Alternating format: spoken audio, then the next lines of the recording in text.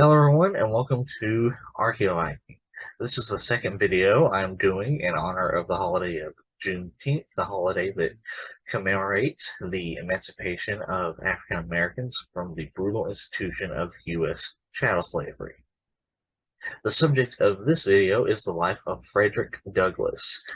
Frederick Douglass is arguably the most famous and one of the most influential and important Black orators and abolitionists of the 19th century in the U.S. and in the greater world at large.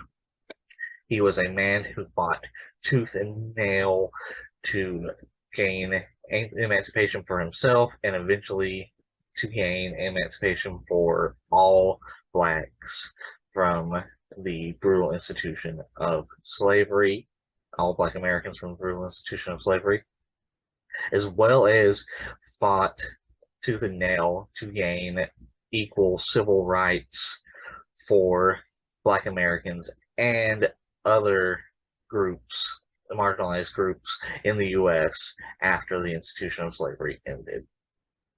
So with that, let us go take a look at the remarkable life of this great man. First, we need to take a look at Douglas's birth family. So Douglas was born Frederick Augustus Washington Bailey to an enslaved woman in Talbot County, Maryland, somewhere between 1817 to 1818 CE. And the reason for that broad-ish range of dates is because there's a lot of dispute over Douglas's date of birth. With Douglas saying in his first autobiography, a narrative of a life of an American slave, narrative of the life of an American slave, Douglas states, "I have no accurate knowledge of my age, never having seen any authentic record containing to it." Though in successive biographies, he gives more precise estimates of when he was born, with his final estimate being 1817 CE. Though also based on extant records of Douglas's former owner, Aaron Anthony, historian Dickinson J. Preston determined that Douglas was born in February of 1818 CE. Though the exact date of his birth is unknown, Douglas did choose to celebrate it on February 14th, remembering that his mother called him her little Valentine. This comes from Douglas's third and final autobiography, Life and Times of Frederick Douglass, on page 2. Which, of course, brings us to his mother and father. So Douglas is right away in the beginning of his first. So first of all, I want to preface this. I'm going to be in this section. I'm going to be quoting heavily from Douglas's first autobiography, The Narrative of a Life of an American Slave. As you can see here, and there will be more pages that I quote. I will not read all of them, but so if you want to read them closer for more detail, please feel free to pause and read them. So with that, so right away, Douglas says that he, on the first page of his autobiography, says that he doesn't recollect his mother very well, that she, for one thing, he was pretty quickly separated from her at birth, as was often the custom during the in the antebellum period of the American South, that many enslaved African Americans went through. But she was allowed to visit him, but she only visited him for a few times during his early life before her eventual death, where he was then raised by his grandparents, specifically his grandmother, for the most part.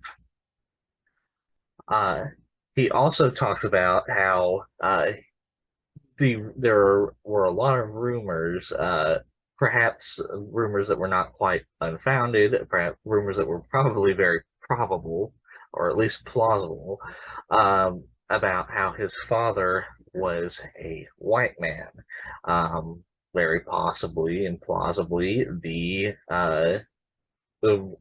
owner of his mother. But of course, we will never know for sure. But either way, it's very clear he did not know his parents very well, uh, due to a variety of different reasons. Which brings us to Douglas's early years as a slave. So, at age 6, Douglas was separated from his grandparents and was moved to Y Plantation. Douglas states, upon arriving to this plantation, that his first owner was a man by the name of Aaron Anthony, or as Douglas calls him, Captain Anthony.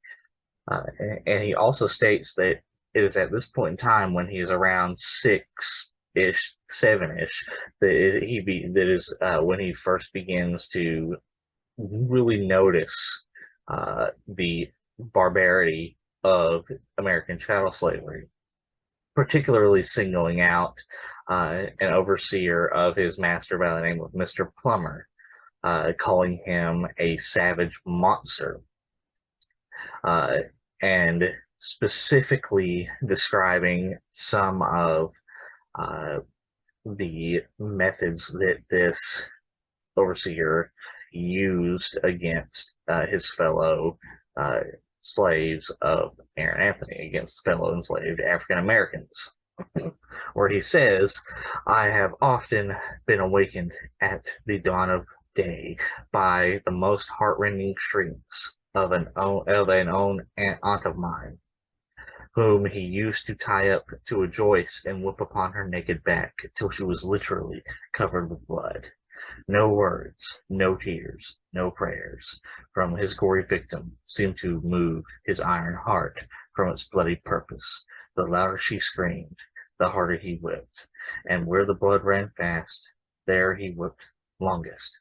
He would whip her to make her scream, and whip her to make her hush, and not until overcome by fatigue would he cease the swing of the blood-clotted cowskin. Obviously, the very brutal scene, that is something that until around this time in his life he had not been seen on the forefront. And he goes on to state that at one point in time he saw his aunt tied by her wrists, sort of like this, from a hook on a joist, just specifically for a bloody scene like that. And this is sort of an example of that type of scene that one might have seen on a plantation, on Douglas's plantation. Sorry, not Douglas's plantation, on the plantation that Douglas was a slave. Which brings us to Douglas's life as a slave itself. So Douglas is pretty clear and pretty upfront about the harsh life that enslaved African Americans had to live under, stating they were given no beds and only a coarse blanket, and often subject to sleeping on the cold, damp floor, given very poor food, with no age nor sex finding any favor. And of course, at any point in time, one might be punished for any minor infraction by the overseer, Mr. Severe, where Douglas goes on to state, I have seen him whip a woman, causing the blood to run half an hour at the time, and this too in the midst of her crying and pleading for their mother's release. He seemed to take pleasure in manifesting his fiendish barbarity. Added to this cruelty, he was a profane swearer.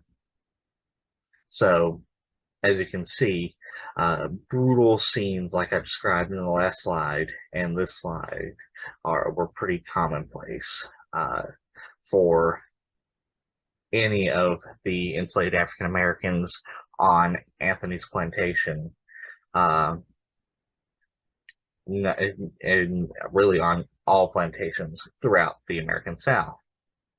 However, soon Aaron Anthony would die, and Douglass would then go to live with his next master, a man by the name of Colonel Lloyd.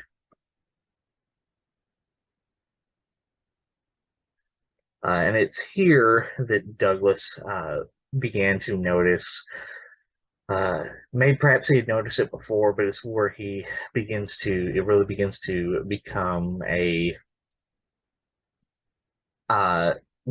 background. It becomes something that is more in the forefront of his experience, and that is he begins noticing the various hymns and songs that his fellow enslaved African Americans would sing, stating that at his age, at the time, around 7, that he did not really understand why his fellow enslaved African Americans would sing these hymns. And then he goes on to talk about how on Colonel Lloyd's plantation there were a variety of fruit plants, of fruit trees, and how it was a very tempting for him and all of the Black American, African American boys, all the enslaved African American boys, to attempt to go and steal a piece of the fruit, and that if any of them were caught, they could be subject to lashing or whipping for stealing the fruit. But he also states that the last and most successful one of that was tarring his fence all around, after which, if a slave was caught with any tar upon his person, it was deemed as sufficient proof that he had either been into the garden or had tried to get in. In either case, he was severely whipped by the chief gardener. This plan worked well. The slaves became as fearful of tar as of the lash. They seemed to realize the impossibility of touching tar without being defiled. So touching, even attempting to eat fruit, was seen as a brutal, punishable offense. Douglass also goes on to talk about how Colonel Lloyd, one of the most dangerous places for an enslaved African American on Colonel Lloyd's plantation to work was the Carriage House, where Colonel Lloyd kept his horses, stating that that for one thing, the care of Colonel Lloyd's horses were of the utmost importance to Colonel Lloyd, and that the slightest inattention to these was unpardonable and visited upon those whose care they placed with the severest punishment. No excuse could shield them. If the colonel only suspected any want of attention to his horses, a supposition which he frequently indulged, and one of which, of course, made the office of old and young Barney, the slaves who predominantly worked in the carriage house, a very trying one. They never knew when they were safe from punishment. They were frequently whipped when least deserving and escaped whipping when most deserving. Everything depended upon the looks of the horses and the state of Colonel Lloyd's own mind when his horses were brought to him for use. If a horse did not move fast enough or hold his head high enough, it was owing to some fault of the keepers. So, as you can see, this was a very, very dangerous place to work on Colonel Lloyd's plantation. He also goes on to talk about how any minor offense taken, like any minor statement that any African American slave would give to Lloyd and other plantation owners could end in, of course, the punishments that I have mentioned, but also could end in, for example, uh, a individual right here in this paragraph who, after offending Colonel Lloyd, was eventually sold to a Georgia trader. So one could either the horrors that one and punishments that one might be subjected to included all of the punishments I mentioned before, the brutal lashings, and cutting and swearing, or one could be sent off and traded off to another plantation that could very likely be an even worse plantation.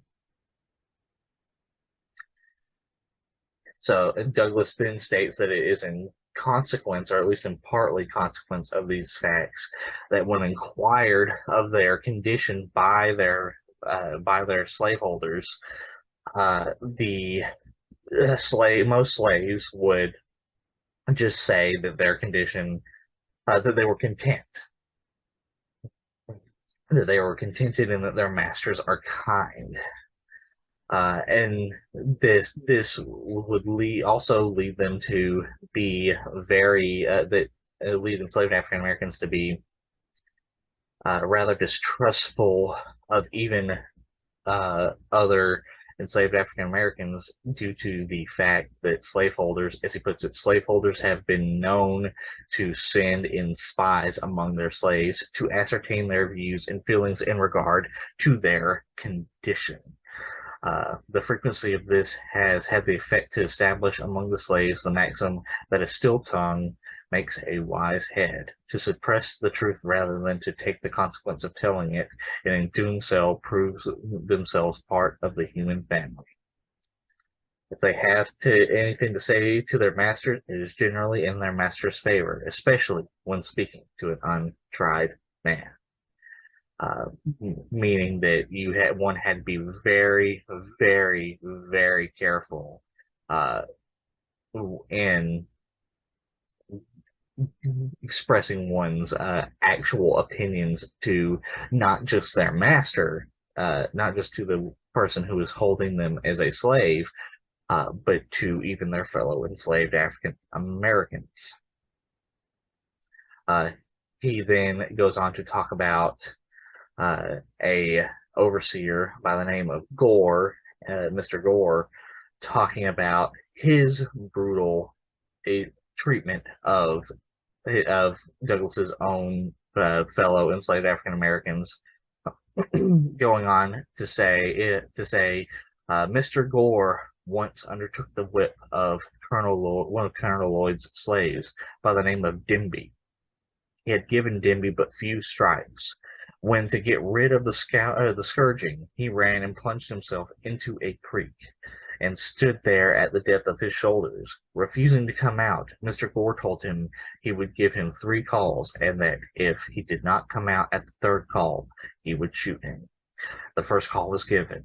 Denby made no response, but stood his ground. The 2nd and 3rd calls were given with the same result. Mr. Gore then, without consultation or deliberation with anyone, not giving Denby any additional call, raised his musket to his face, taking deadly aim at his standing victim, and in an instant poor Denby was no more. His mangled body sank out of sight, and blood and brains marked the water where he stood. And then Douglass goes on to clarify that the killing of a slave or any colored person in Talbot County, Maryland, is not treated as a crime by either the courts or the community. And he even, in fact, states that other slave owners, such as Mr. Thomas Landman of St. Michael's, killed 2 slaves, one of whom he killed with a hatchet by knocking out his brains. And he used to boast of the commission of the awful and bloody deed. So, not only was killing enslaved African Americans not a crime, but he's also stating that one could use it for status and bragging rights. Uh, Douglas then goes on to state that this is not the first time that that a scene like this happened on Colonel Lloyd's plantation. He says, I will briefly narrate another, which occurred about the same time as the murder of Denby by Mr. Gore. Colonel Lloyd's slaves were in the habit of spending part of their nights and Sundays fishing for oysters, in this way made up by the deficiency of their scanty allowance. An old man belonging to Colonel Lloyd, while thus engaged, happened to get beyond the limits of Colonel Lloyd's on the premises of Mr. Beale Bondley. At this trespass, Mr. Bondley took offense, and with his musket came down to the shore and blew its contents into the poor old man. Mr. Bondley came over to see Colonel Lloyd the next day, whether to pay him for his property or to justify himself in what he had done. I know not. At any rate, this whole fiendish transaction was soon hushed up. There was very little said about it at all, and nothing done. It was a common saying, even among little white boys, that it was worth half a cent to kill. And I want to preface this. I'm just reading this. This is not. This phrase does not does not show the beliefs or ideas of the narrator. It was worth half a cent to kill a nigger and half a cent to bury one. So here are some pictures of some of these brutal scenes, the typical types of brutal scenes that Douglas would have seen and that Douglas described in the first few chapters of his narrative of the life of an American slave. For example, here is the back of an enslaved African American, and you can see how scarred and mangled it is from scenes like this over here, where they were lashed and whipped or lashed and beat for any minor infraction. And here is a scene of an enslaved African American being shot by a musket in a very similar, though not exactly the same, but very similar way that Denby and the old man killed by Mr. Beale underwent. Douglas then goes on to state that during his early years as a slave to Colonel Lloyd, that he was not whipped much. He was whipped very little, but he did suffer much from hunger and cold, going on to state that my feet have been so cracked with frost that the pen with which I am writing might be laid in the gashes. So stating that because of the terrible environmental conditions that he underwent at such a young age, his feet were so scarred from damage from frost, from possibly frostbite, that a pen could be laid in the gashes. And he also goes on to say that he and the other enslaved African Americans on Lloyd's plantation were not regularly allowanced. Their food was coarse cornmeal, coarse boiled cornmeal that they called mush.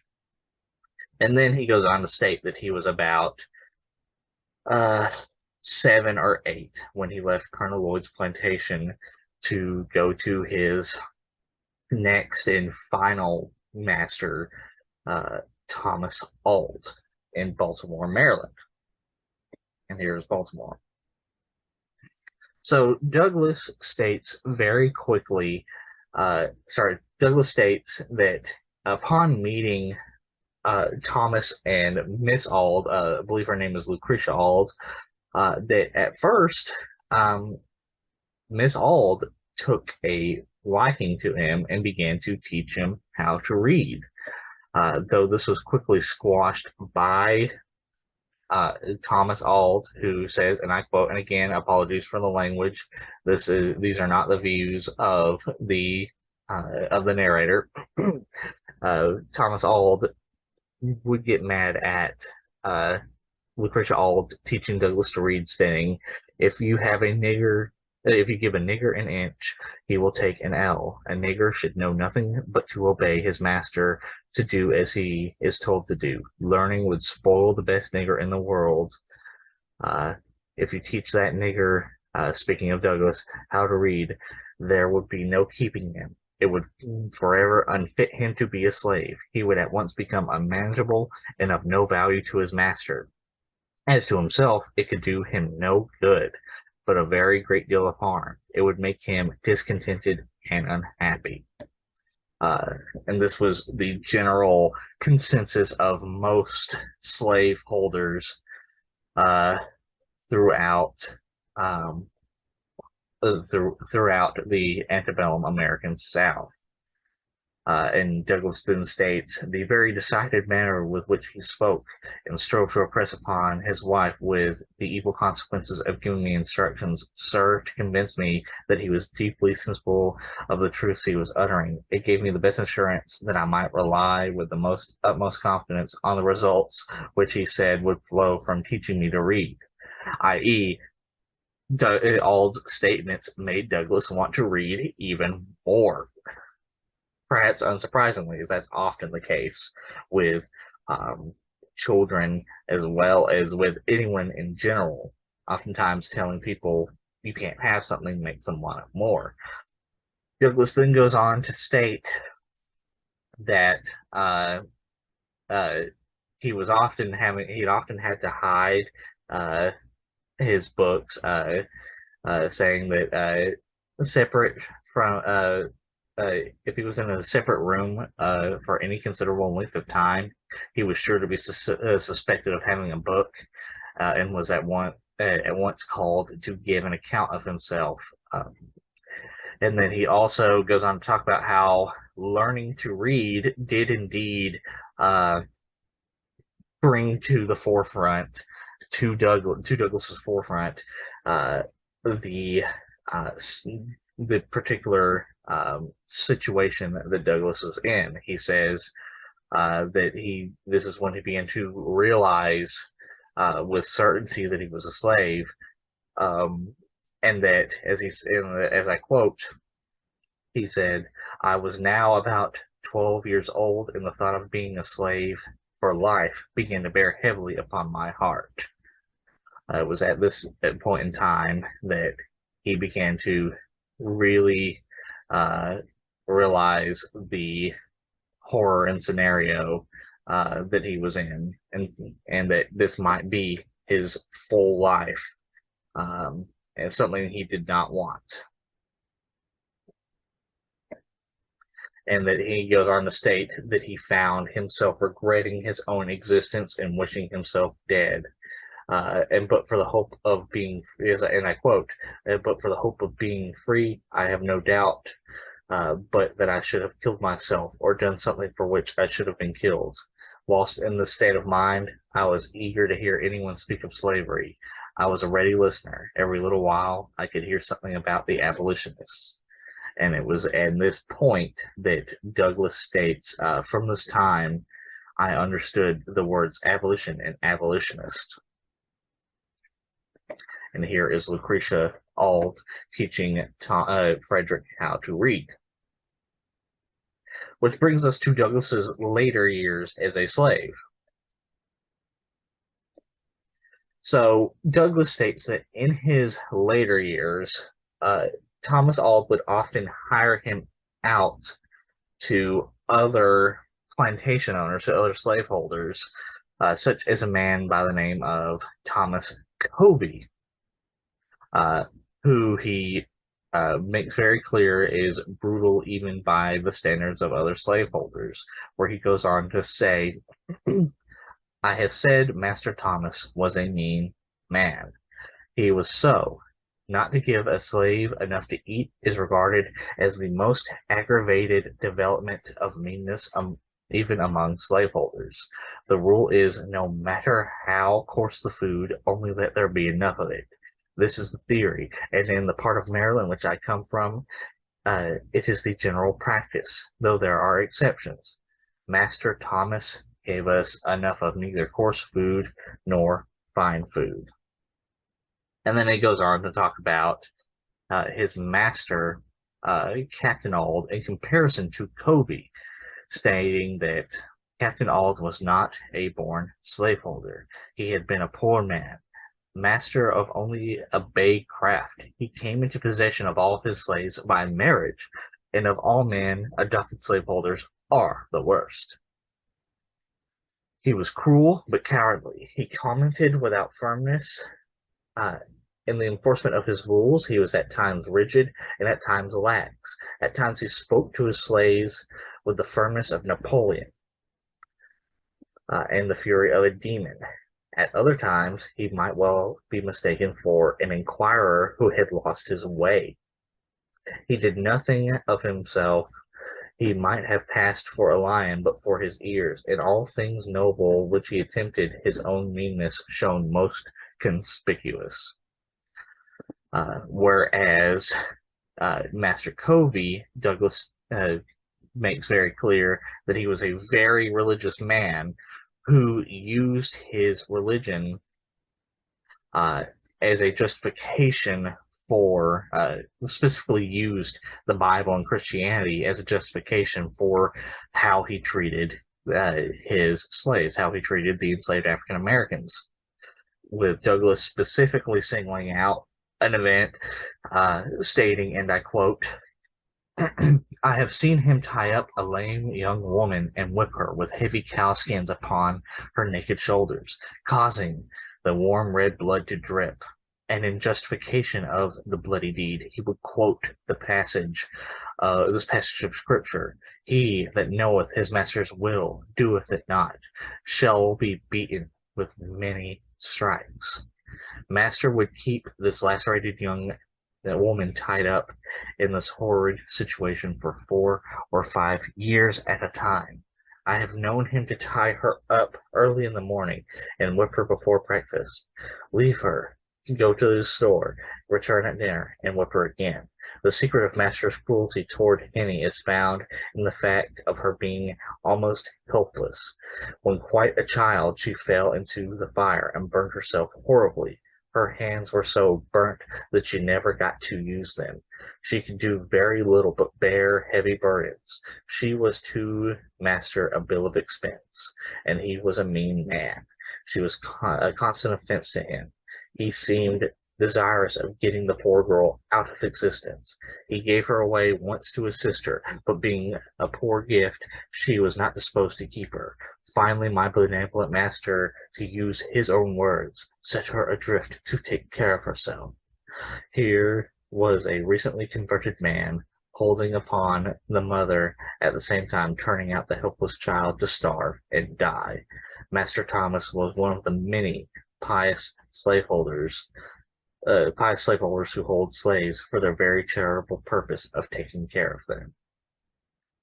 I.e., Master Covey used the Bible as justification for the horrible treatment of his slaves, which Douglass points out is something that many slaveholders in the antebellum South did. He also talks about how he was, unlike at Colonel Lloyd's plantation, he was not spared from this, stating that he was seldom free from a sore back. My awkwardness was almost always his excuse for whipping me. We were worked fully up to the point of endurance. Long before day we were up, our horses fed, and by the first approach of the day, we were off to the field with our hoes and plowing teams. Mr. Covey gave us enough to eat, but scarce time to eat. We were often less than 5 minutes taking our meals. We were often in the field from first approach of the day till its last lingering ray had left us. And at saving fodder time, midnight often caught us in the field binding blades. So he was not spared the brutal punishments that Mr. Covey often subjected other Douglass's fellow enslaved African Americans to. Douglass was part of that, and they were worked even harder than say at Colonel Lloyd's plantation, and were given even less food than the small amount of food that they had already been given at previous plantations.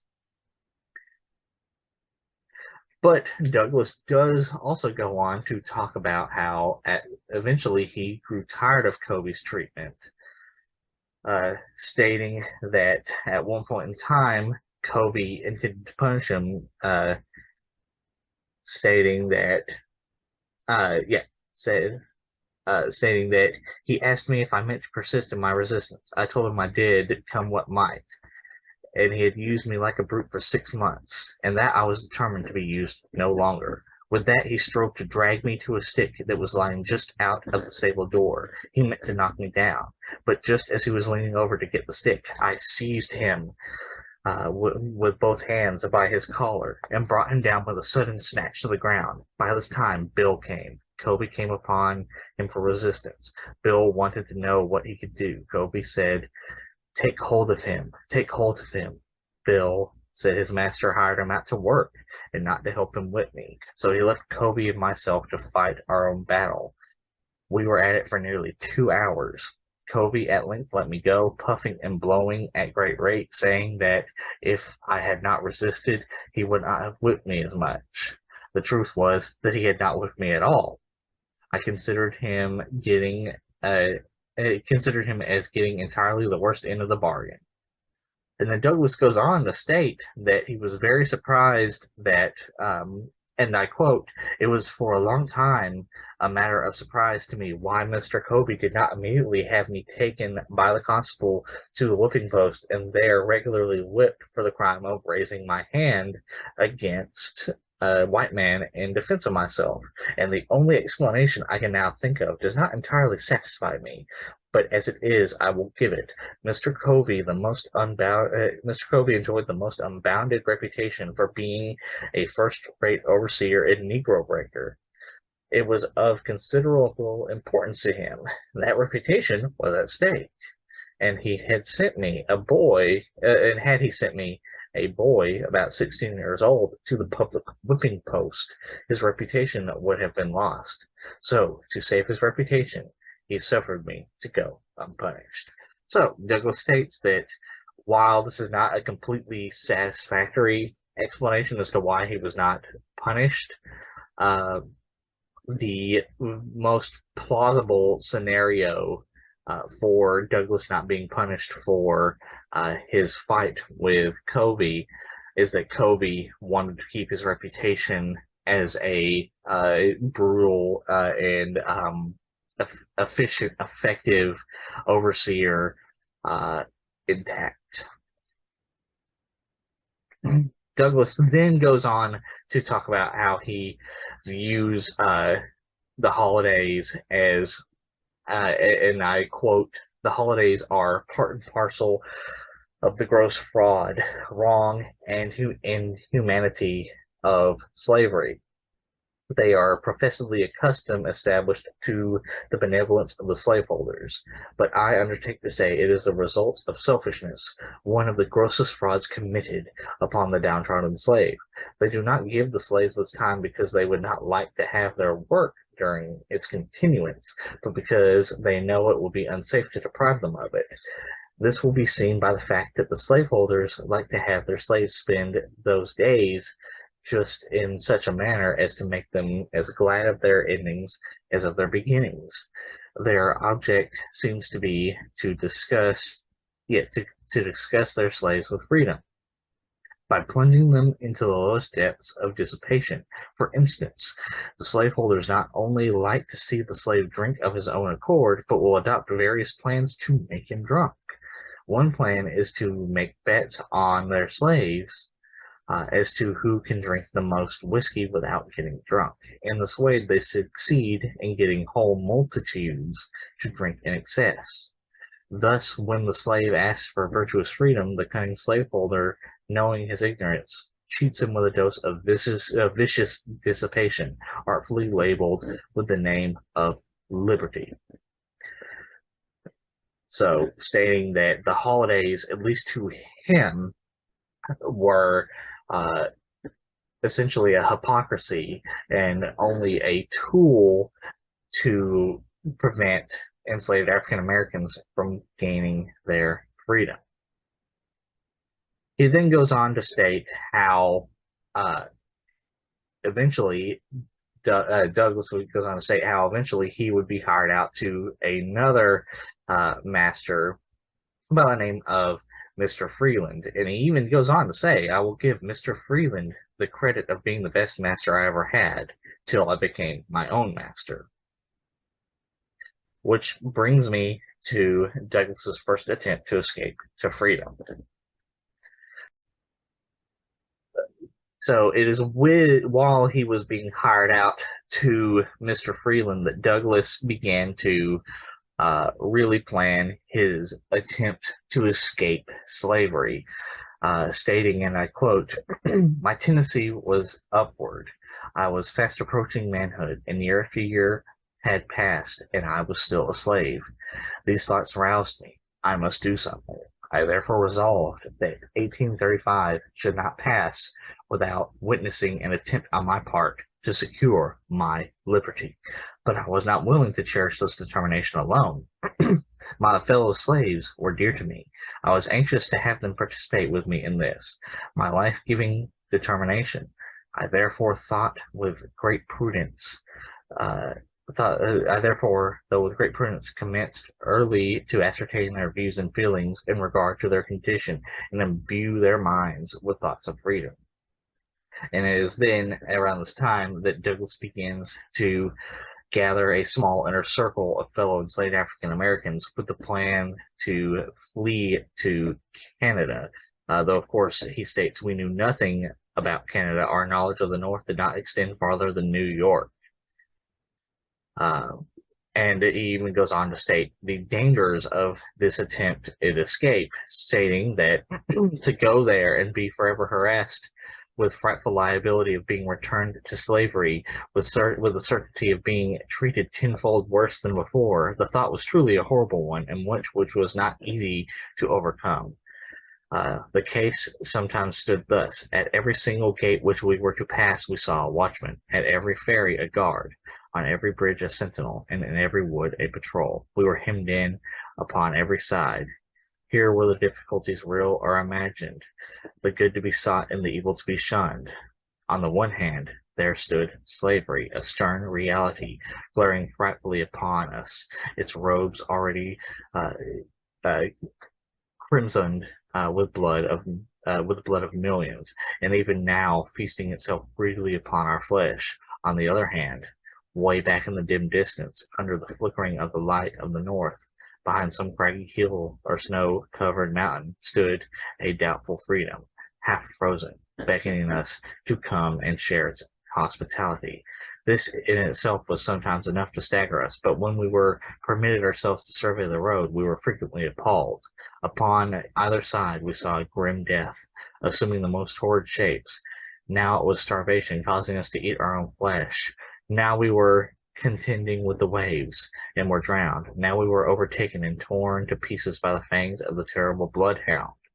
We were stung by scorpions, chased by wild beasts, bitten by snakes, and finally, after nearly reaching the desired spot, after swimming rivers, encountering wild beasts, sleeping in the woods, suffering hunger and nakedness, we were overtaken by our pursuers. In our resistance, we were shot dead upon the spot. I say this picture sometimes appalled us and made us rather bear those ill wills we had than fly the others that we knew not of. But despite these dangers I just mentioned, Douglass would have, and his inner circle would eventually come up with a plan for escape, with Douglass stating, and I quote, the plan we finally concluded upon was to get a large canoe belonging to Mr. Hamilton. Upon the Saturday night previous to Easter holidays, paddle directly up the Chesapeake Bay. Our arrival on the head of the bay, a distance 70 or 80 miles from where we lived, it was our purpose to turn our canoe adrift and follow the guidance of the North Star till we were beyond the limits of Maryland.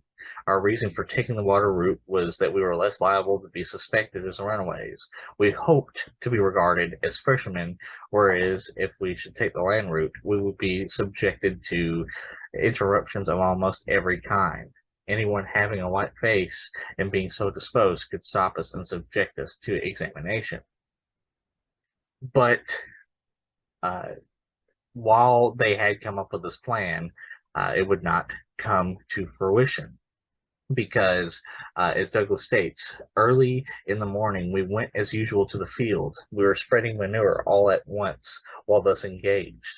I was overwhelmed with an indescribable feeling, in the fullness of which I turned to Sandy, who was nearby, one of the conspirators in Douglass's escape attempt, and said, "We are betrayed."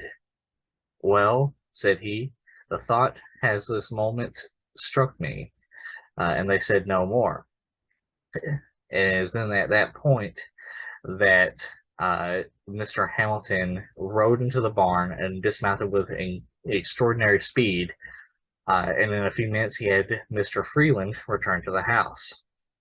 And it was by that time that 3 constables arrived and arrested both arrested Douglass and his conspirators, taking them to Easton Jail, where they sat in there. And one of the fears that they had is that they were going to be sold off to even worse conditions, though eventually they would be returned to as he says, contrary to all our expectations, Mr. Hamilton and Mr. Freeland came up to Easton and took Charles, the 2 Henrys, and John out of jail and carried them home, leaving me alone until his master, until Douglass's master, Thomas Auld, came and retrieved him. And it is where Douglass was afraid that he would be sent off to Alabama, but he was not. Instead, he was sent back to Baltimore. Once in Baltimore, Douglass would be put as a worker on the Baltimore docks by Thomas Auld, where, to be fair, and in Douglass's own admission, this was not a completely unbeneficial profession, because Douglass knew that while he was working as a dockhand on the docks for Thomas Auld, that he could learn some skills and trades that he could eventually use upon gaining his freedom, whether it be by escaping or by being given his freedom by Thomas Auld himself. He could use these skills to begin earning a living for himself as a free man. Though he also does state that this was often not a very safe area, stating that at one point in time he had a horrid fight with 4 white apprentices, where his left eye was nearly knocked out and horribly mangled. In fact, he goes on to state that how this happened was, and I quote, "I gave a sudden urge and rose to my hands and knees. Just as I did, one of their number gave me with his heavy boot and a powerful kick in the left eye. My eyeball seemed to have burst," and then goes on to state that when they saw his left eye closed and badly swollen, they left, but that he also did attempt to chase down his attackers with a handspike to defend himself, though of course, very unsurprisingly, this was met with anger by most of the white carpenters. He says no less than 50 of them, all of them saying, kill him, because he struck a white person. In fact, in the antebellum South, in Baltimore, Maryland as well, to strike a white man is a lynch law. Like, essentially, if you strike a white man, you're supposed to be executed. And that he went directly, and Douglass then goes on to say that he went directly home and told his wrongs to Thomas Auld, who actually did take the time to defend him and prevent him from suffering a fate of being hung or executed. And then Douglas goes on to say that eventually he began to earn $1.50 per day, but he was also compelled to deliver that money, every cent of that money, to Thomas Auld, stating and why? Not because he earned it, not because he had any hand in earning it, not because I owed it to him, nor because he possessed the slightest shadow of a right to it, but solely because he had the power to compel me to give it up. The right of the grim-visaged pirate upon the high seas is exactly the same. So he had to give up his monies that he earned from this already unsafe position that where people wanted to kill him, and that even and if he even defended himself, that would just make them want to kill him more. And even with all that money that he gained from that very unsafe position, he had to give it back to his master Hugh Auld, meaning he could not save up any kind of funds for the future. Though it should also be noted that this was not a completely gloomy time for Douglas, as it was during this time that Douglas would meet and fall in love with Anna Murray in 1837. Which brings us to Douglas's second and successful attempt to escape from slavery. In the year 1838, Douglas began to withhold his wages from his masters, Hugh and Thomas Auld, which of course greatly angered them and led them to threaten him with a variety of punishments, such as severe whippings and getting the law involved. And all of that combined made Douglas fear that he was going to be sold away from his beloved Anna to perhaps Alabama or Georgia, or even the notoriously far more harsh sugar plantations of the Caribbean. And so that, and I quote, led Douglas to finally resolve upon the 3rd day of September as the day upon which I would make a second attempt to secure my freedom. And so with his mind made up, Douglas then began to plan for 3 weeks to prepare for his journey, where he would make himself make himself look content in his work, working for an individual by the name of Mr. Butler at his shipyard near the drawbridge, willingly giving his full wages to Mr. Butler for the first couple of weeks before he eventually made his escape. And now this was not an easy decision for Douglas, as he makes very clear, as he worried about leaving behind his beloved friends that he had in Baltimore, and even goes on to state that often enslaved African Americans did have the ability to escape, but didn't because they too feared leaving behind their friends. And Douglas continues by saying that the pain of separation, the dread, and apprehension of failure exceeded what he had experienced in his first attempt. Though, unlike his previous attempt, he did succeed this time, finally reaching New York. However, once in New York, he, as he puts it, was soon seized by a feeling of great insecurity and loneliness, as well as knowing that he was still liable to be caught by slave catchers and sent back to the plantation, where he would be subject to even harsher treatment than he already had been. And he goes on to state that he began to to trust no one, and began to see figuratively slave catchers around every corner.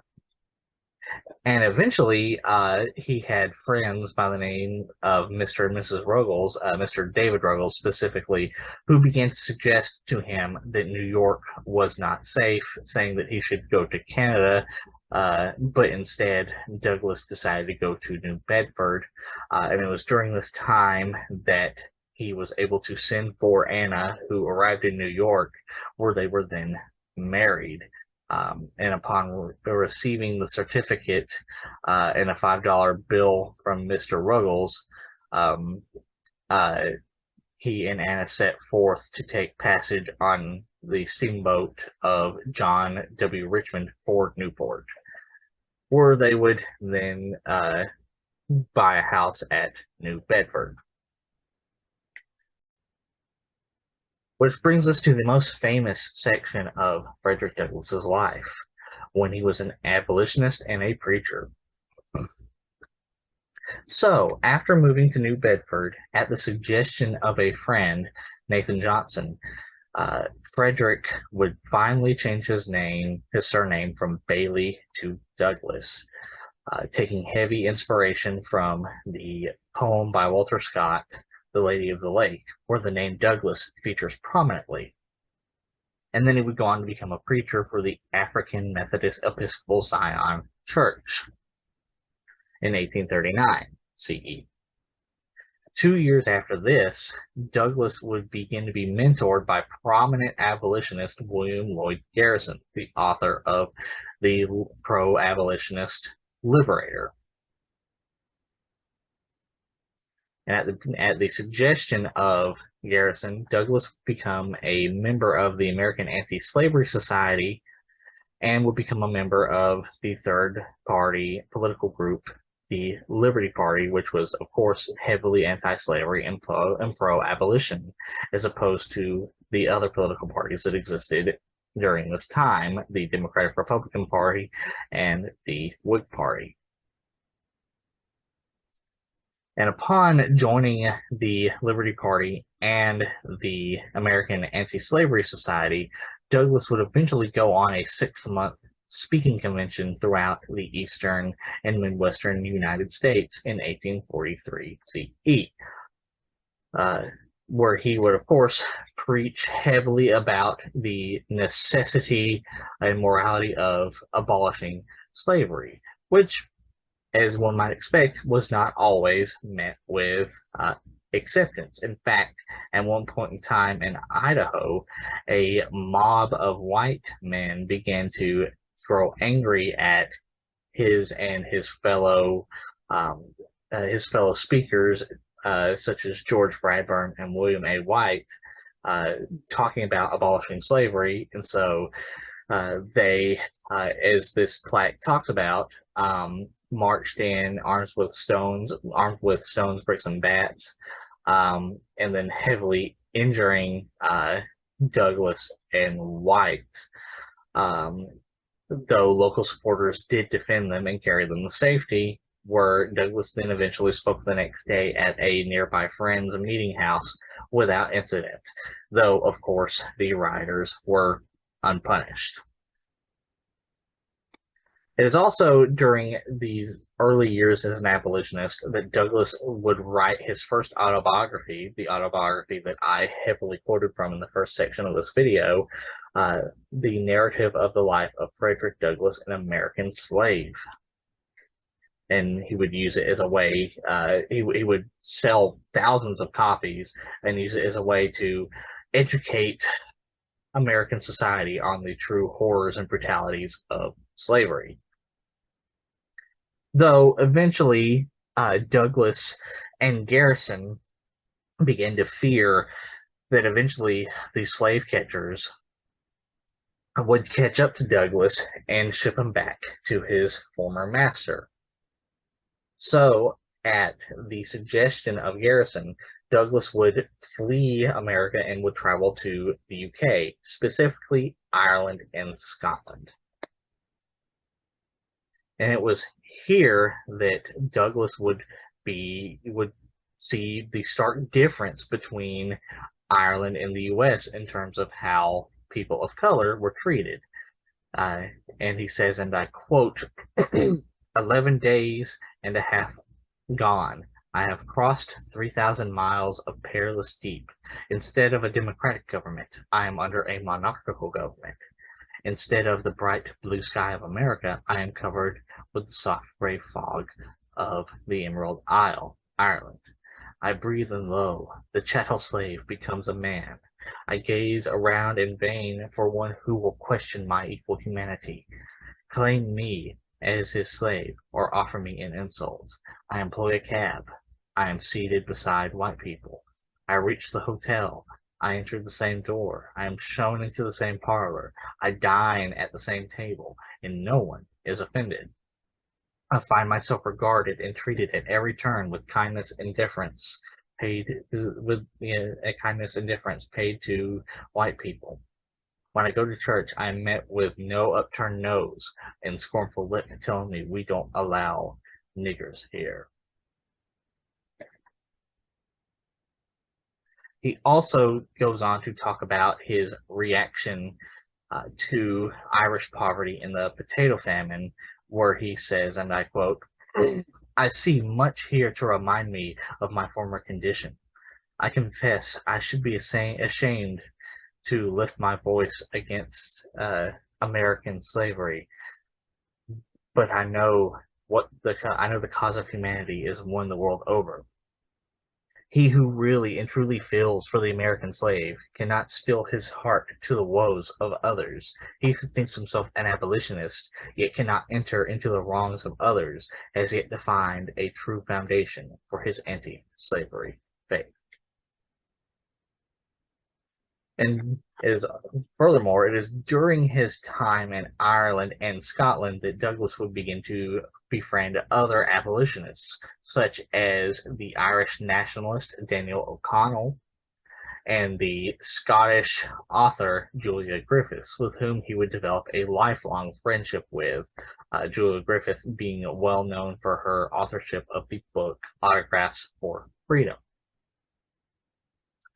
Douglass would then eventually make his way to London, where he would give a very famous speech known as the London Reception Speech, which has an excerpt here that I will not read the whole thing through, but it goes on the horrors of slavery, and he calls upon the British populace to exert their influence to help remove slavery and end slavery in America.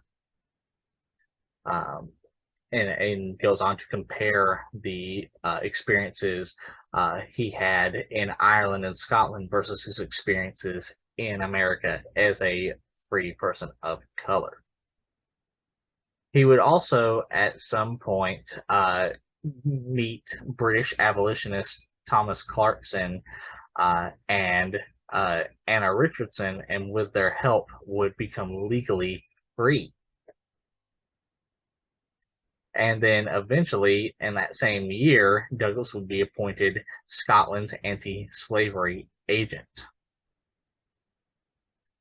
But eventually, Douglass, in 1847, would return to America to start the North Star newspaper with fellow free Black American Martin Delany. And he and Delany would then use the newspaper to fight both slavery and the Back to Africa movement, which was a movement started by the American Colonization Society, suggesting and supporting the idea that upon freeing all of the slaves, all of the enslaved African Americans, that they should be shipped back to Africa. Something which Douglass and many Black abolitionists loathed, because they were not from Africa anymore, they were from America. And it also, in the eyes of Douglass, was essentially a cop-out. He viewed it as like supporting and validating the ideas that Black people could not live, that Black Americans could not live in America as equals to white Americans. So therefore, the idea of going back to Africa was null and void to Douglass and Delany and other abolitionists. Though eventually, Douglass, during this time period, Douglass would break with Garrison over whether or not the Constitution could be used to fight slavery, especially after Lysander Spooner published The Unconstitutionality of Slavery.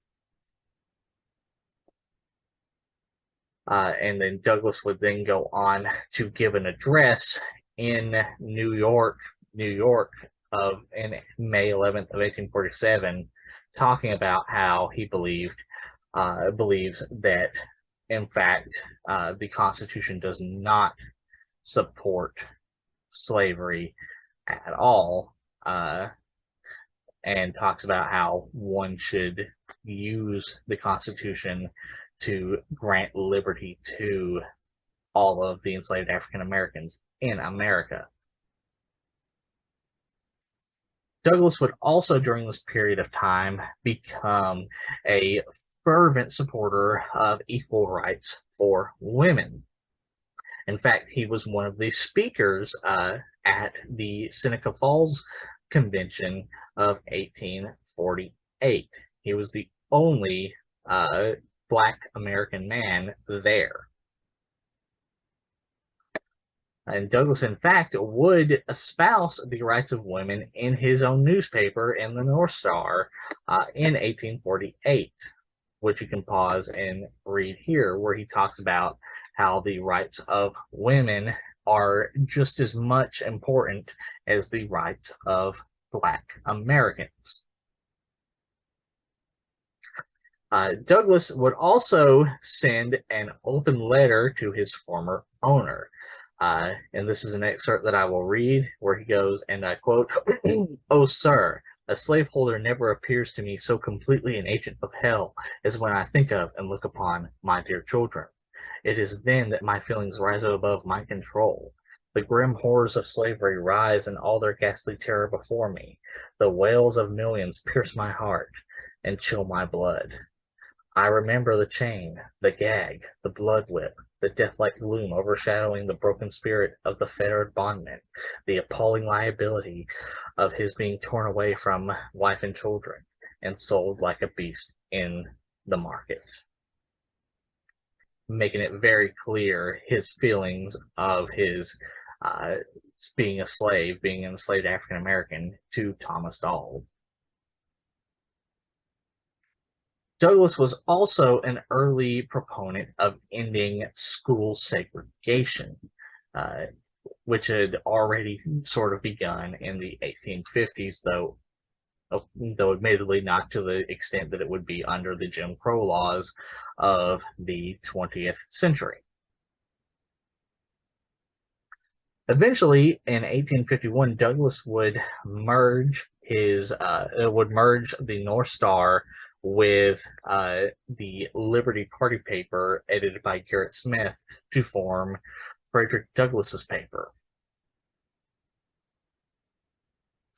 And shortly after that, Douglass would write and give one of his most famous, if not arguably his most famous speech, the speech that is, "What to the slave is the 4th of July," which, here's an excerpt here that I will read.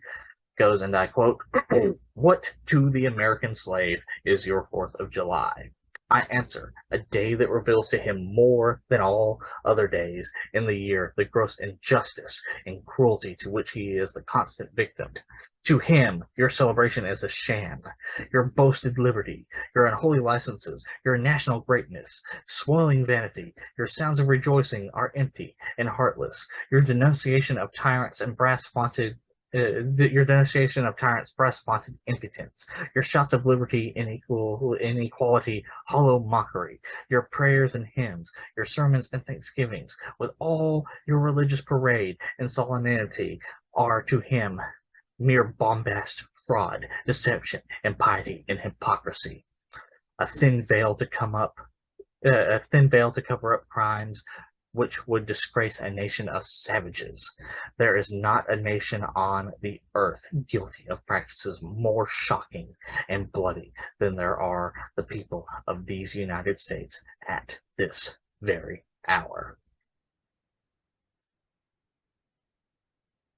And then eventually, with those thoughts in mind, Douglass would join the Republican Party around 1854 CE. As well as he would go on to publish his second autobiography, My Bondage and My Freedom, in 1855 CE. And would also begin to develop a lifelong friendship with another prominent European abolitionist, Ottilie Assing, who played a major part in helping Douglass publish his first autobiographies and his second autobiography in Germany, as you can see here.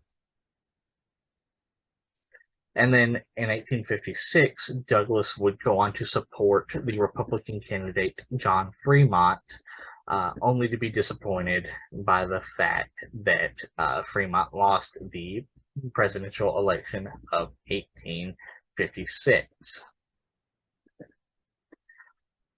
Shortly after that, Douglass would begin to befriend John Brown, and would begin to gain a certain amount of respect for John Brown's staunch abolitionism, though he would also oftentimes question John Brown on the feasibility of some of John Brown's plans, often asking him, like, okay, well, I know what you want to do. I know you want to do this, like, say, lead the raid on Harper's Ferry, but what are you going to do if you succeed? How are you going to conduct it, etc., etc.? And with John Brown, oftentimes just saying that I'm going to do it by will and by God, or something like that, which was not enough for Douglass. It was not acceptable for Douglass. Douglass supported John Brown wholeheartedly, but he did not believe that John Brown's methods were necessarily that feasible. In fact, he viewed John Brown's assault on Harper's Ferry as a suicide mission. In connection to this, Douglass would briefly shelter runaway slave Shields Green before Shields Green eventually joined John Brown's abolitionist group and joined John Brown in the assault on Harper's Ferry, where Shields Green would then die. After John Brown's capture at Harper's Ferry, Douglass was forced to flee to Scotland due to his well-known connection to John Brown. While in Scotland, Douglass would give the Constitution of the United States, is it pro-slavery or anti-slavery, at Glasgow, or the speech would say, and I quote in this excerpt, first, does the United States Constitution guarantee to any class or description of people in that country the right to enslave or to hold as property any other class or description of people in that country? Second, is the dissolution of the union between the slave and free state required by fidelity to the slaves, or by just the demands of conscience? Or, in other words, is the refusal to exercise the elective franchise and to hold office in America the surest and wisest and best way to abolish slavery in America? To these questions, the Garnisonian says yes, they hold the Constitution to be a slaveholding instrument, and will not cast a vote or hold office and denounce all who vote or hold office, no matter how faithfully such persons labor to promote abolition of slavery. I, on the other hand, deny that the Constitution guarantees the right to hold property in a man, and believe that the way to abolish slavery in America is to vote such men into power as will use their powers for the abolition of slavery. And so it happens that no such words as African slave trade, no such words as slave insurrections are anywhere in that instrument. These are the words of that orator, and not the words of the Constitution of the United States. In all matters where laws are taught to be made the means of oppression, cruelty, and wickedness, I am for strict Reconstruction. I will concede nothing. It must be shown that it is so nominated in the bond and the pound of flesh, but not one drop of blood. The Supreme Court of the United States lays down this rule, and it meets the case exactly. Where rights are infringed, where fundamental principles of the law are overthrown, where the general system of the law is departed from, the legislative intention must be expressed with irresistible clearness. The same court says that the language of the law must be constructed strictly in favor of justice and liberty. The Constitution declares that no person shall be deprived of life, liberty, or property without due process of law. It secures every man the right of trial by jury, privilege of the writ of habeas corpus, and the great writ that put an end to slavery and slave hunting in England. It secures to every state a republican form of government. Any of these provisions in the hands of abolition statesmen backed up by a right moral statement would put an end to slavery in America. So, with that, you can see that while he had to flee for his safety to Scotland, Douglass by no means stopped being an abolitionist. He, and as the speech shows, made it very clear his feelings about how slavery could and should be abolished via the Constitution. But some tragedy would soon strike, as Douglass would be forced to return. Douglass would have to return. I don't want to say forced. Douglass would have to return to New York after the death of his youngest daughter, Annie Douglass, which happened in the same year as the election of 1860 CE, which saw the election, which saw the rise of a prominent politician of Abraham Lincoln, whom Douglass criticized heavily. While Douglass was a Republican, he viewed Lincoln as not the right man for the job, because Lincoln at this point in time saw the believed that slavery should be gotten away with gradually, rather than all at once, and Lincoln was a firm believer in the out of Africa movement, at least during this point in time, something which Douglass angered Douglass heavily, as we talked about earlier in the video. So Douglass was by no means a supporter of Lincoln. He supported other more radical abolitionist Republican politicians such as Fremont. But despite his criticisms, Lincoln eventually won the election of 1860, which of course led to the secession of the southern states from the Union, from the U.S., due to Lincoln's anti-slavery position, with South Carolina being the first state to secede, shortly followed by the rest. Which leads us to Douglass and his experiences in the American Civil War. So, the American Civil War, as many people already know, began with the firing on U.S. Fort Sumter by South Carolina. Something which I've already covered in depth in my Civil War video, which I will link in the iCard.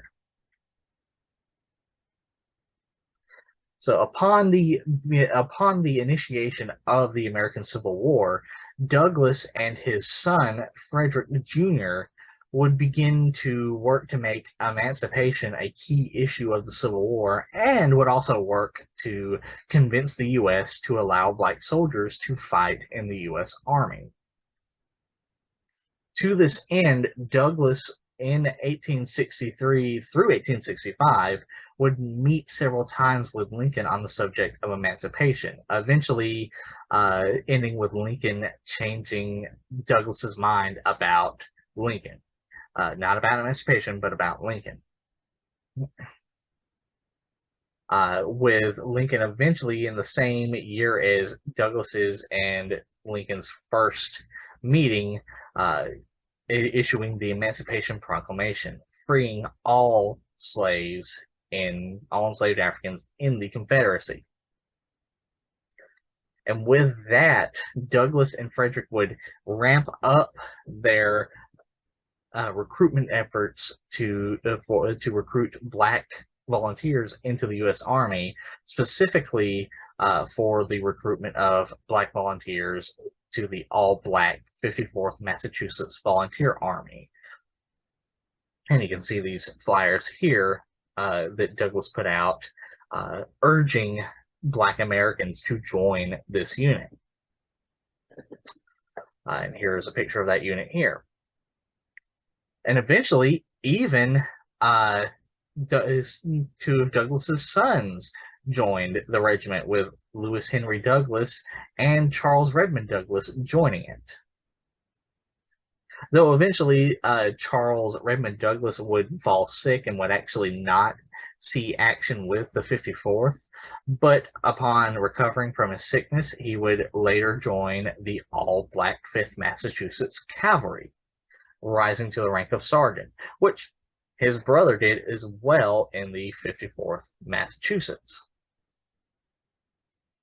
But while Douglas began to become much more sympathetic to Lincoln, Douglas still, in the election of 1864, supported Fremont, and that's because while Lincoln had issued the Emancipation Proclamation and had created the 54th Massachusetts and eventually the 5th Massachusetts Cavalry, predominantly and/or all-Black military units in the U.S. Army, Lincoln had failed to publicly endorse Black suffrage even after emancipation, i.e., Lincoln had failed to publicly endorse equal rights for Black Americans. So, because of that, Douglas would support Fremont in the election of 1864, which, as you can see, Lincoln still eventually won. And eventually, the Civil War would end with the surrender of General Lee at Appomattox Courthouse. And afterwards, Douglas would be very pleased to see the post-war ratification of the 13th Amendment, which abolished slavery in the entire U.S., not just the southern states, which the Emancipation Proclamation only did in the southern states. Which brings us to the next to last section of our video, Douglas in the Reconstruction era. So, as most people watching the video know, shortly after the American Civil War, Abraham Lincoln was assassinated by John Wilkes Booth and would be succeeded in his presidency by Andrew Johnson, who at first was viewed as an ally by Douglas because Johnson was very willing to abolish slavery and grant emancipation from chattel slavery to Black Americans. But very quickly, Douglas saw that that was about as far as Johnson would go. Johnson was a white supremacist and was not willing to grant equal rights to the recently freed Black Americans.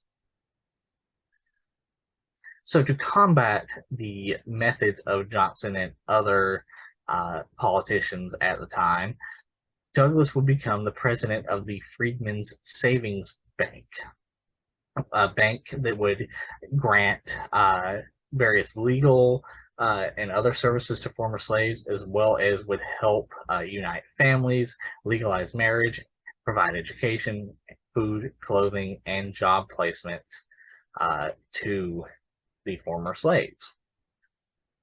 He would also continue to fight for women's rights, stating that a man's rights rest in three boxes: a ballot box, jury box, and the cartridge box. Let no man be kept from the ballot box because of his color. Let no woman be kept from the ballot box because of her sex.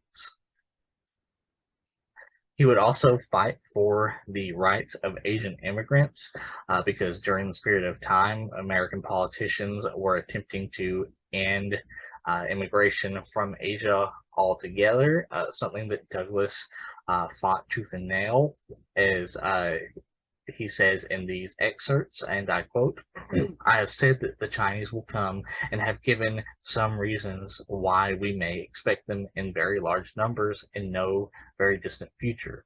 Do you ask if I favor such immigration? I answer I would.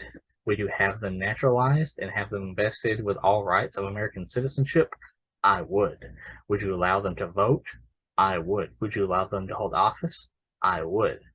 He then goes on to state in this same speech, and I quote, "There are such things in the world as human rights. They rest upon no conventional foundation, but are external, universal, and indestructible. Among these is the right of locomotion, the right of migration, the right which belongs to no particular race, but belongs alike to all and to all alike.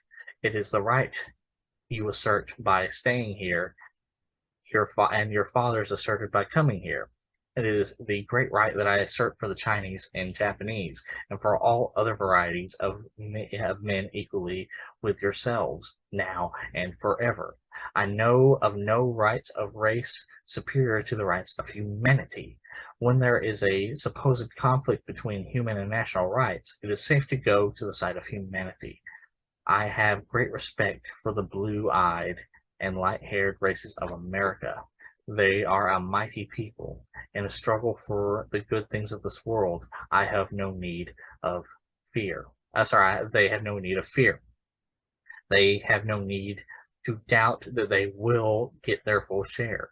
But I reject the arrogant and scornful theory by which they would limit migratory rights or any other essential human rights to themselves, which would make them the owners of this great continent to the exclusion of all other races of men."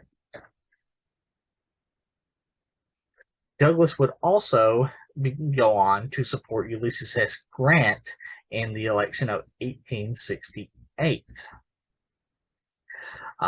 Which would lead to the ratification of the 14th Amendment to the support of Douglass, which said, and it says, and I quote, "All persons born or naturalized in the United States and subject to the jurisdiction thereof are citizens of the United States. No state shall make or enforce any law which shall abridge the privileges or immunities of citizens of the United States, nor shall any deprive any person of life, liberty, or property without due process, nor deny any person within its jurisdiction the equal protection of the laws."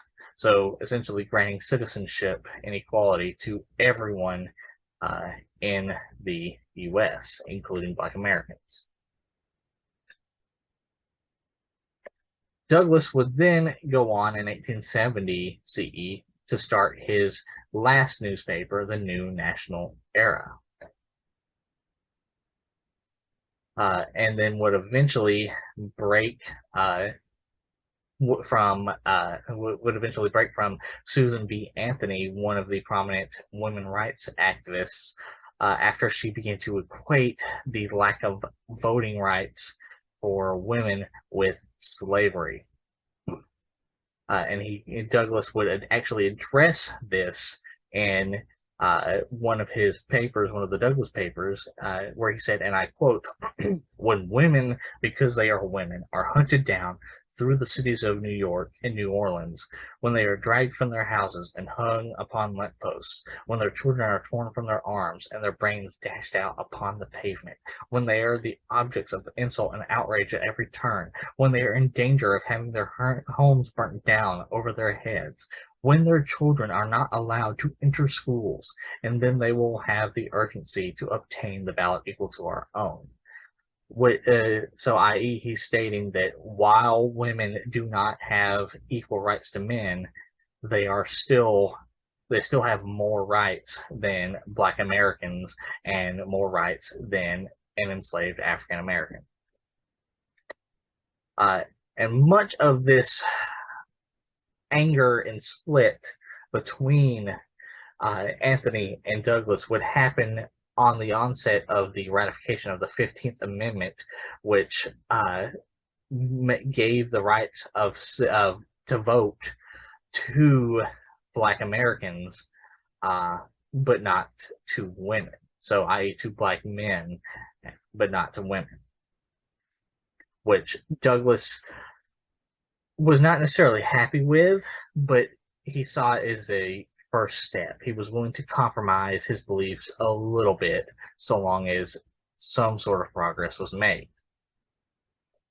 And it's important to note that after the ratification of the 15th Amendment, Douglass would still continue to support women's suffrage, stating in one issue of the New National Era in May 12th of 1870, and I quote, that we know no truth more easily made appreciable in human thought than the right of women to vote, or in other words, to have a voice in the government under which she lives and to which she owes allegiance. Woman herself loses to her own estimation by her enforced exclusion from the elective franchise, just as the slaves doubted their own fitness for freedom, from the fact of their being looked upon as only fit for slaves.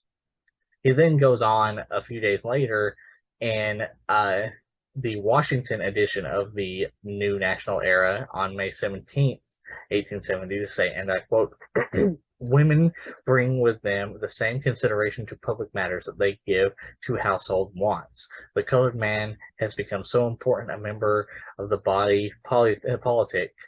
Let the colored woman be prepared with the 16th Amendment becomes law to cooperate in the various schemes which will be presented to their favor. So this shows that while he broke with Susan B. Anthony, and while he heavily criticized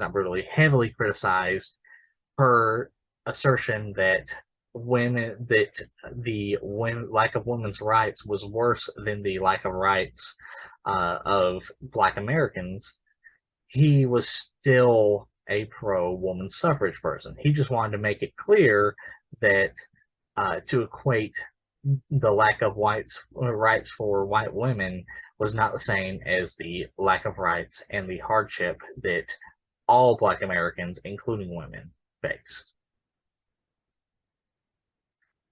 Douglass also, during this period of time between 1869 to 1871, became a supporter of the prospect of the annexation of Santo Domingo, or the modern-day country of the Dominican Republic. He viewed it as a way to gain more farming land for free Black Americans, as well as a way to integrate Black populations that were already living in Santo Domingo. Now, of course, this never actually happened, but he still supported it. The annexation of Santo Domingo never actually happened, but he still supported it. Douglass would also become grateful for Grant's passing of the Enforcement Acts, which helped battle the Ku Klux Klan. But not all would be well for Douglass during this period of time, as both the Freedmen's Savings Bank and the New National Era would fail, with the bank going bankrupt and the New National Era just simply failing to gain any sort of income, any sort of profit. Douglass would then later give a well-known speech at the dedication of a memorial to Lincoln that is known as the Emancipation Memorial, where he said in the speech, and I quote, I have said that President Lincoln was a white man and shared the prejudices common to his countrymen towards the colored race.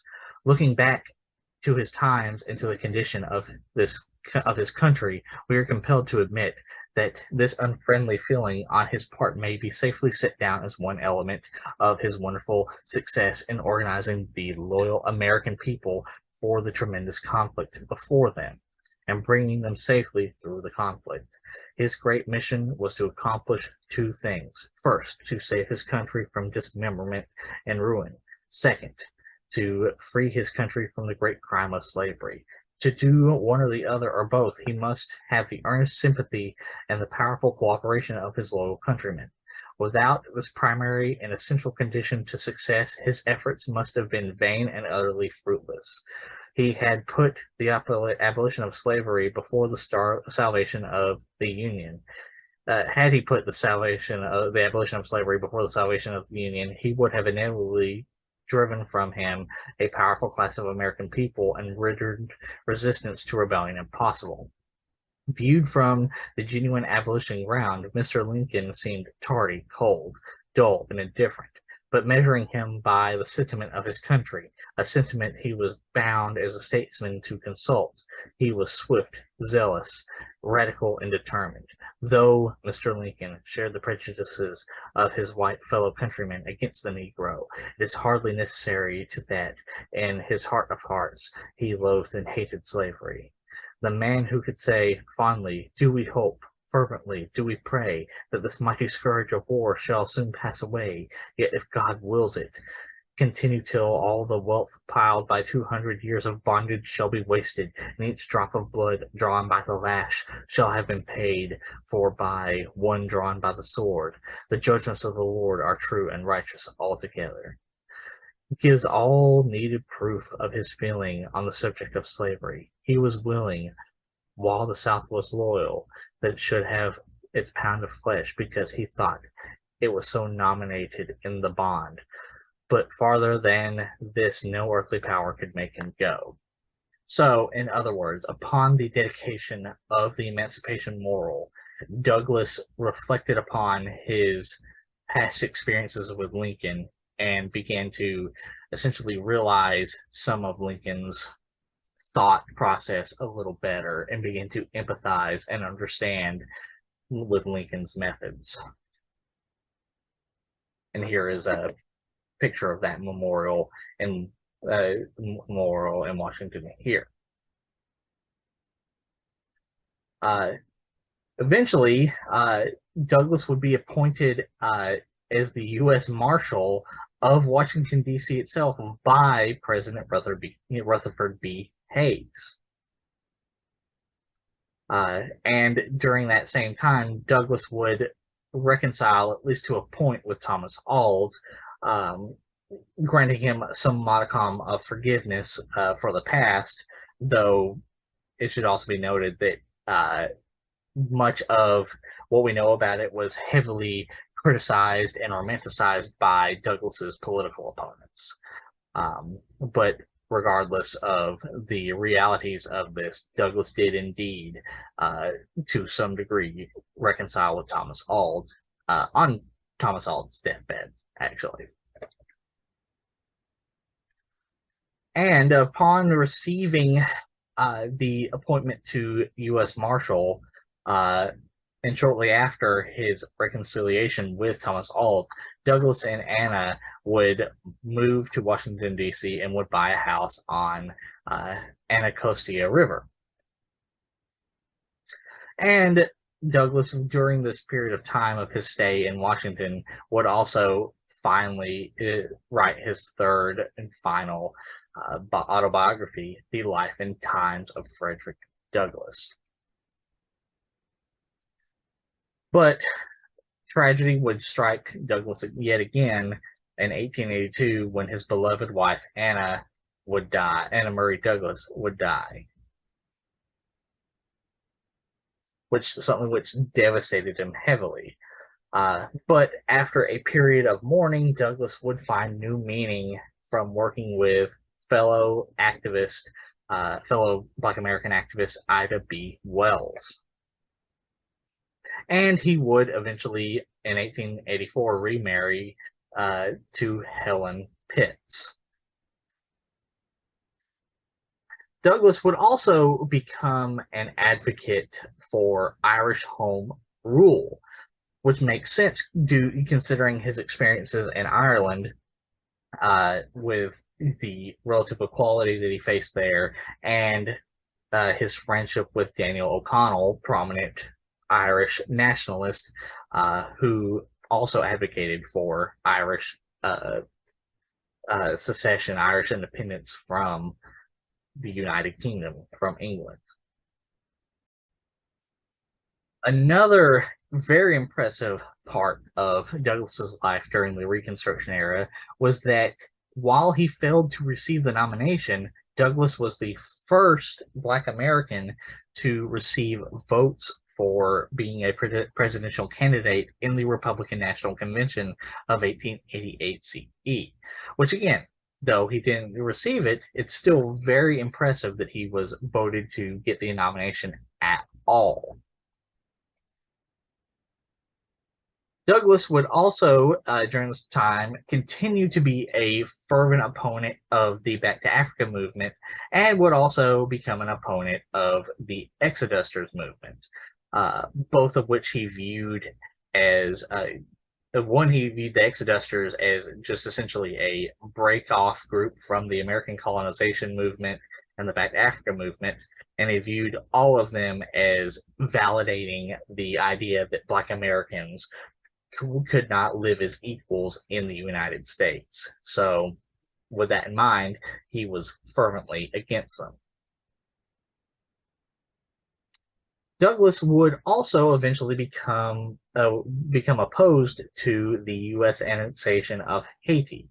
At first, Douglas was a supporter of this, supporter of annexing Haiti into the U.S., but after talking with many members of the Haitian government, as well as many of the citizens of the Republic of Haiti during a visit in the 1890s, Douglas would begin to oppose this as he realized that Haiti did not want to be annexed into the U.S. They were going to be annexed against their will, which of course he viewed as essentially a continuation of the policies that he fought so hard against throughout the 1840s and 60s. Douglas would also, during this period of time, begin building various housing units, such as the apartment complex known as Douglas Place, to provide housing for Black Americans, particularly lower income Black Americans. But eventually, Douglas's great life, remarkable life, would have to come to an end as Douglas died in 1895 CE. Which brings us to our last section, Douglas's legacy. So, Frederick Douglass has a legacy that lasted and still lasts well beyond his life. First, he had very successful children, several of which, such as Rosetta, his daughter, would continue to fight for equal rights for African Americans well after Douglass's death. Douglass would also become, as I alluded to at the beginning of this video, known as the most famous and influential African American of the 19th century.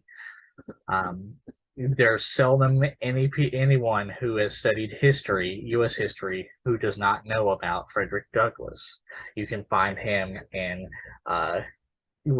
comic books, or just tiny little pamphlets. You can find him on U.S. postage. You find him played by Black actors in movies such as Glory, and you find a whole variety of biographies about him, such as this book that gave inspiration for the title of this video, Frederick Douglass, Prophet of Freedom. So, while he did pass in 1895, Douglass continues to be an immortal in life, as many people, most people, and I would argue, are well aware of his remarkable life and his great contributions to equal rights for all, including Black Americans. So with that ends the video. I hope you enjoyed it. I know it was a little more serious than some of my earlier videos, but it's a very serious subject that needs to be covered. So I hope you enjoyed the video. If you want to see me covering any of the other things I talked about in the video in greater detail in later videos, feel free to leave a comment in the comment section. And remember to like, share, and subscribe.